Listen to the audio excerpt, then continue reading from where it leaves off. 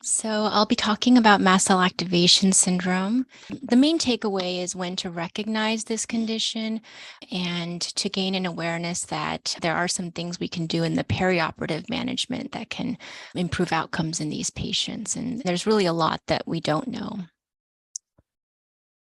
So I'll start with some nomenclature. So mast cell disorders can be divided into two big categories, clonal versus non-clonal. Clonal means systemic mastocytosis or monoclonal mast cell activation syndrome. And these are defined by elevations in serum tryptase, presence of KIT mutation, atypical morphology or density in either a bone marrow biopsy or an extracutaneous site, most commonly a GI biopsy, or expression of these CD markers that they should not be expressing. And that's differentiated from most mast cell disorders, which includes allergic conditions, chronic urticaria, and much more common than monoclonal conditions is idiopathic mast cell activation syndrome, which is really going to be the focus of this talk. And this can present in a wide range of ways, but these different presentations really stem from dysfunctional behavior of mast cells, which so far we haven't been able to characterize with specific genetic markers. So mast cell activation syndrome comes from dysfunctional behavior of mast cells. So what is it that mast cells are supposed to be doing? What's their normal function? They're antigen presenting cells. They're part of the innate immune system, and they sit in the tissues. So they're in the skin, the airway, the gastrointestinal tract, and they're in the meninges, they're in the brain, and they're sitting very close to blood vessels and nerves. And it's their job to interact with everything foreign that we interact with and decide, is this foreign and dangerous and warrants an immune response, or is this something that's foreign and benign and we should leave it alone? And when individuals have dysfunctional mast cell behavior, that might mean increased number or severity of infection. It might mean inflammation in the absence of infection, and it can mean allergy symptoms. So classic allergies involve mast cells and specific IgE antibodies. So a classically allergic person, a peanut allergic person, let's just say, should have specific IgE antibodies that bind to peanut. And that's what we're looking for when we're doing our allergy testing, either by skin or by blood. So these IgEs sit on the surface of mast cells everywhere in the tissues. And if that peanut allergic person eats peanut, there's a very specific interaction between the peanut protein and the IgE that binds to peanut. And that causes mast cells to become activated and release mediators like histamine, but really hundreds of different mediators, leukotrienes, prostaglandins, tryptase, which go on to cause symptoms like hives, swelling, trouble breathing, nausea, vomiting, diarrhea, changes to heart rate and blood pressure. And that should happen very consistently, very reproducibly. So treating that problem, treating IgE-mediated allergy is really about avoidance and having a rescue plan. So the problem in mast cell activation syndrome is that there are lots of ways that mast cells can become activated in a non-IgE dependent way. There are G protein surface receptors, toll-like receptors, growth factor receptors that can result in mast cell activation. And so you end up having symptoms due to dysfunctional or aberrant mast cell mediator release, possibly related to triggers, especially the stacking of multiple triggers, but often in an inconsistent and non-reproducible way. And it's really impossible to practice only trigger avoidance. It's impossible to avoid stressors or have any control over what the weather is and activity and so on. And so treating this problem, the paradigm for managing this condition, is about trying to raise the threshold for mast cell activation to allow someone to be more tolerant and less sensitive.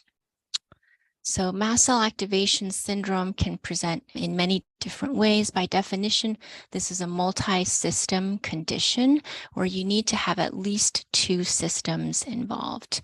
And often there are skin symptoms like flushing, hives, often itchiness with or without any apparent skin lesions, upper and lower respiratory symptoms, various GI symptoms. There's often a diagnosis of irritable bowel syndrome, GI dysmotility, different kinds of pain, bone pain, muscle pain, nerve pain, joint pain.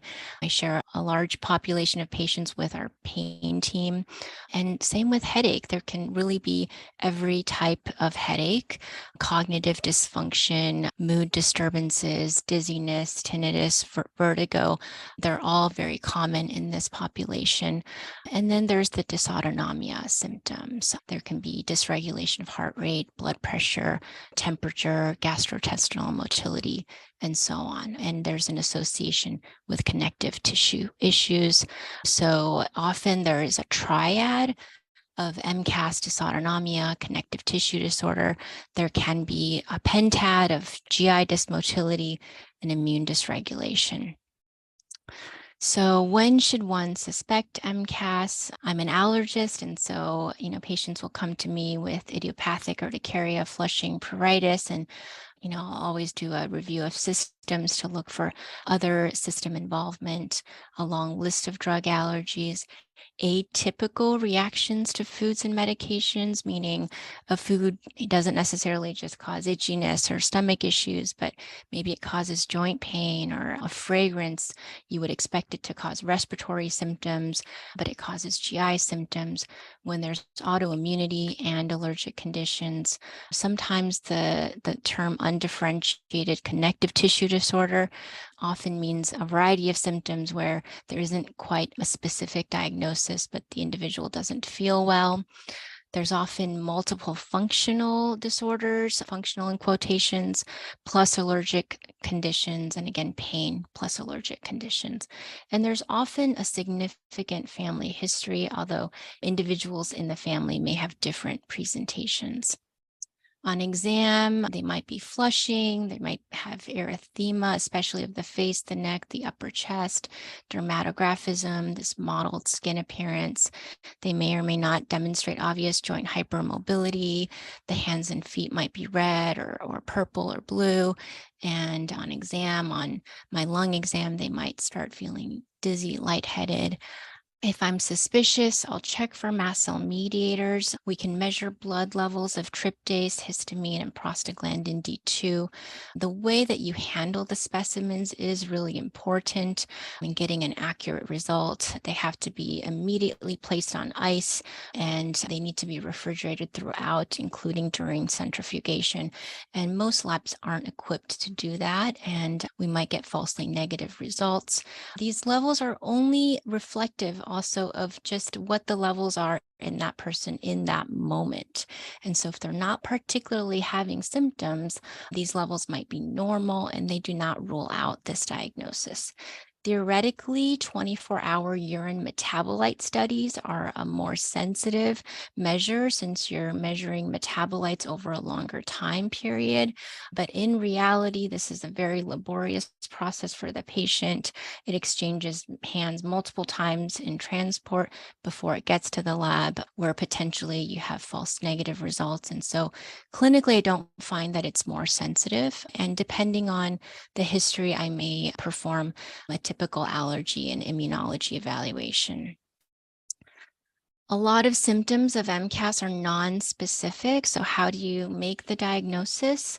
There are two major criteria. One comes from the American Academy of Allergy, Asthma, and Immunology. And it requires that there are recurrent and acute episodes involving at least two systems. And during these episodes, there need to be increases in levels of mast cell mediators above baseline, with tryptase being the far preferred mast cell mediator. And there needs to be some response to anti-mediator therapy, meaning antihistamines and mast cell stabilizers need to reduce the severity or frequency of these episodes. So you have to start treating before you can conclude the diagnosis. Logistically, it's not so easy to capture these elevations in mast cell mediators. So this is a more inclusive criteria called the Global Consensus 2 criteria, where you need one major criterion and one minor. The major criterion is symptoms affecting at least two systems, and they can be chronic or acute, not necessarily acute. And the systems can include neurologic symptoms, which aren't mentioned in the other criteria. The minor criteria include evidence of above normal levels of mast cell mediators, response to therapy, and then there are some pathology findings, although I would say that this is more controversial. So just one of these, not both of these. And so I really rely on this set of criteria more. And I think that sometimes people worry too much about whether they fit the criteria. And I think it's more important to look at the symptoms. The initial therapies are very low risk, and just empirically treating, I think there's very low risk to doing that. So I'll attempt to review some of the reasons that individuals can develop this condition. So I like the schematic of mast cells, their cell surface receptors, and all the downstream pathways that can lead to mast cell degranulation. You know, we talk a lot about antigen and receptors as a trigger for mast cell degranulation, but there are agents such as C3A that can induce mast cell activation independently of antigen. There are agents that can alter the threshold for mast cell activation. And theoretically, if you have genetic variants for any one of these receptors or downstream pathways, which potentially could increase the threshold for mast cell activation. And it's probably the case that individuals with, multiple hits, so to speak, that are more likely to have disease or more likely to have severe disease. And there are times when I perform whole genome sequencing in these patients, often in challenging cases, and I ask for help from geneticist Dr. Richard Bowles. He's a specialist in channelopathies and mitochondrial dysfunction. And the variants that he's often looking for and that we find in this patient population involve variants in calcium channels and sodium channels, and they all result in this overactivity or a lack of filter or an amplified signal that can present with symptoms of pain, migraine, fatigue, visceral hyperalgesia, GI symptoms, excessive or inappropriate fight or flight. In the drug allergy world, the MRGPRX2 receptor has been really important in the last 5 or so years. This is expressed on the surface of mast cells, and it's directly activated by drugs like vancomycin and morphine. And so there is literature that upregulation of this receptor can present clinically with inappropriate mast cell activation in conditions such as chronic urticaria. And so this receptor may be involved in the pathogenesis in some individuals. There's the idea that autoimmunity may be the cause of MCAS in some individuals. In 2019, this study was published on 55 patients with POTS, and 50 of them, so 90%, had presence of autoantibodies to adrenergic or muscarinic receptors. And so this really suggested that POTS can be an autoimmune condition. The major criticism to this study was that there was no control group. So theoretically, these autoantibodies could be present in healthy controls and not actually be causing disease. But clinically, there are individuals that really respond to immune modulating therapies, to IVIG, and there's an ongoing clinical trial for IVIG as a treatment in POTS. Clinically, I see this where a lot of our typical therapies don't really work, but IVIG does for both POTS and for MCAS. Mast cells express the same receptors, and so again, that could be an explanation for what we're seeing clinically. There are IgG antibodies to the high affinity IgE receptor on mast cells, which potentially is a target for mast cell activation as well. So why does the triad go together? Why does the pentad go together? There are some potential explanations for that. So we know that mast cell proteases can induce abnormal remodeling of the extracellular matrix, meaning they might actually increase connective tissue weakness. And clinically, some patients will report when their MCAS symptoms are really flaring, they're extra hypermobile, they're more likely to dislocate joints. On the flip side, A weakened barrier function may actually allow for abnormal penetration or excessive penetration of antigen, and therefore mast cell activation and their downstream effects. So this is like the idea, the hypothesis for why very young children with eczema are more likely to develop food allergy. The idea is that if they have leaky skin, if they have an innate barrier defect and food antigen is introduced through the skin before it's introduced through the gut, there's a higher chance that there's going to be an abnormal immune response and development of food allergy. Extracellular matrix stretch is actually capable of inducing mast cell degranulation. And we know that in at least my population of patients that undergo whole genome sequencing, it's not uncommon at all that we see variants in the gene encoding for tensin and the collagen genes. I mentioned mast cells are very closely located next to blood vessels and nerve endings. Mast cells are capable of forming direct membrane-to-membrane contact with nerve cells in vivo. They can release mediators that acutely modulate nerve function and cause tachycardia, bradycardia, hypertension, hypotension. Mast cell mediators can alter the excitability of a nerve and vice versa. So there was an elegant study looking at platelet activating factor and how it was capable of stimulating histamine release from mast cells in intact human skin, but not in dispersed human skin mast cells in vitro, suggesting that PAF actually activates nerve cells that then activate mast cells that then release histamine. After allergic stimulation, nerves can undergo phenotypic changes that can have longer-term effects even after the resolution of those mediators. And that might be an explanation for small fiber neuropathy or even autonomic neuropathy. Mast cell mediators can stimulate receptors that are expressed on afferent nerve terminals. Those neurons can then send signals to the central nervous system and release neuromodulators, which then further stimulate mast cell activation. And that's, probably why there is so much pain involved in patients with MCAS, and sometimes controlling the MCAS can really help control the pain. Drugs that work on the nervous system can also affect typical MCAS symptoms. And of course, mast cells can recruit other inflammatory cells. So I wasn't able to find literature on the role of mast cells specifically in CSF leak, but there is a significant body of literature on the role of mast cells in neuroinflammation. So I'll discuss the role that mast cells play in several CNS conditions, starting with multiple sclerosis. So I mentioned that mast cells can release cytokines and chemokines.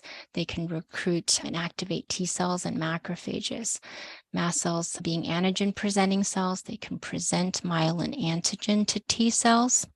Mast cells can disrupt the blood-brain barrier, allowing T cells and other cells to infiltrate and target myelin basic protein. In vitro, mast cell proteases can degrade myelin protein. Myelin is capable of directly stimulating mast cell degranulation.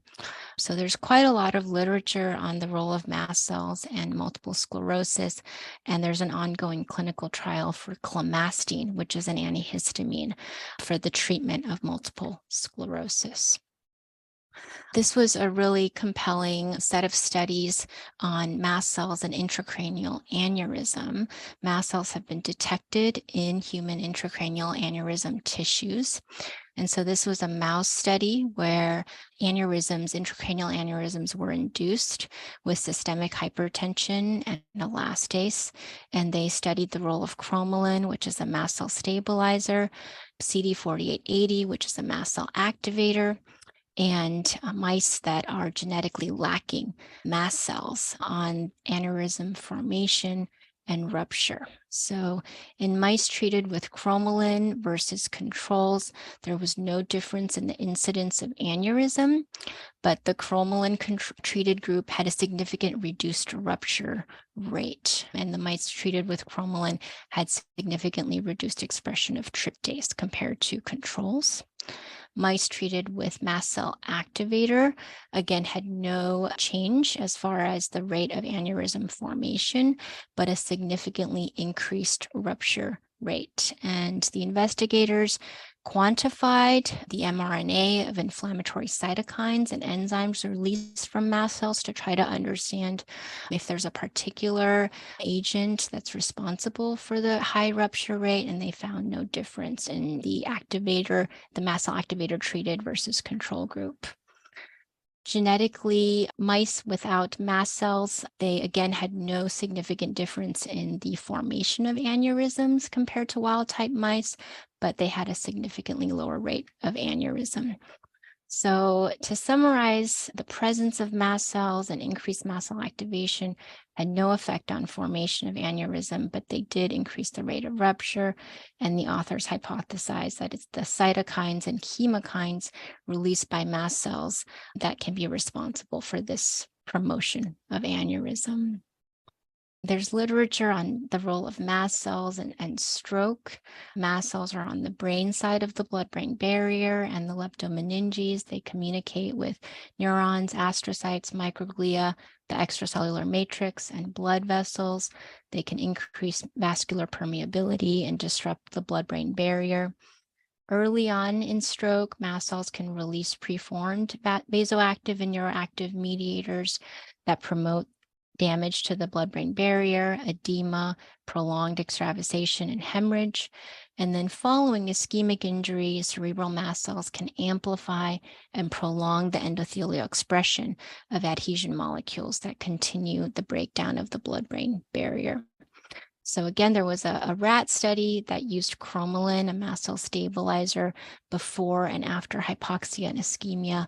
And they looked at mast cell migration into the CNS and brain damage by quantifying dying neurons. And the rats treated with cromolyn had far less mast cell migration and brain damage compared to controls. And so I, don't have the data, but I think what we do know about the role of mast cells and these CNS conditions suggests that they probably do play a role in the pathogenesis of CSF leak as well. And fortunately, this is a treatable condition. There are a lot of things that we can do to get this condition under control. So far, nothing is FDA approved for the specific indication of mast cell activation syndrome. So we borrow what we know is safe and effective from the allergy world and at times from rheumatology and hematology oncology. So we always start with lower risk therapies like over-the-counter histamine 1 and histamine 2 blockers, montelukast, cromolyn, ketotifen. These are used to treat hay fever, chronic urticaria, asthma. Supplements sometimes can make a big difference. And then more advanced therapies include omalizumab, which is an anti-IgE monoclonal antibody. Other monoclonal antibodies used to treat asthma and allergic conditions potentially can also be beneficial. Imatinib is used to treat CML and systemic mastocytosis and can be beneficial for MCAS. I mentioned IVIG and immune suppression. A number of JAK inhibitors have become available and FDA approved to treat atopic dermatitis, and it's going to be very exciting to see their effect on mast cell activation syndrome. Another very low-risk therapy, low-dose naltrexone, sometimes makes a big difference in MCAS dysautonomia, pain, and so on. Perioperatively, so surgery, trauma, these are times where there are a lot of potential ways that mast cell activation syndrome can become exacerbated. And I typically write some recommendations prior to surgery, any surgery. And this comes from literature in systemic mastocytosis. So these are anesthetics that are more and less likely to cause mast cell activation. Pre-medication can go a long way, IV Solu-Medrol and IV diphenhydramine, unless there's a previous intolerance. Maintenance fluid, since dysautonomia is almost always present. And I often suggest increasing baseline medications leading up to and after surgery. And, oftentimes opioids and NSAIDs can be triggering, but there often are formulations that are well tolerated. So when it comes to procedures and surgery, there are a number of potential triggers, starting with the antiseptic, the agent itself, but also the application of it, the anesthetics, the excipients, the trauma itself, the adhesives, the topical ointments. And then there are things that are not specific to the procedure, but fragrances, room temperature, emotional stress, they're quite individualized. And so I would say that it really is important to listen to the patient and their previous experience. And it's not uncommon that patients have had a negative experience with the previous surgery, either with anesthesia or the recovery or the healing. And just with some extra precautions, some extra medications, they do much better with subsequent surgeries. So in summary, to try to address, should it be in the differential or can it be a comorbidity? I would say that both can definitely be true. There's a very wide spectrum of presentation, laboratory data, and response to therapy. And oftentimes we rely on the response to therapy. We empirically treat and we see what happens. And when it comes to things like headache, dizziness, often these things are part of the picture and often they improve with therapy. Of course, it doesn't rule out other causes. This is probably a common condition and again, quite treatable and worth addressing. So I thank Dr. Shiving very much for including me in this conference, all of you for your very kind attention. Thank you.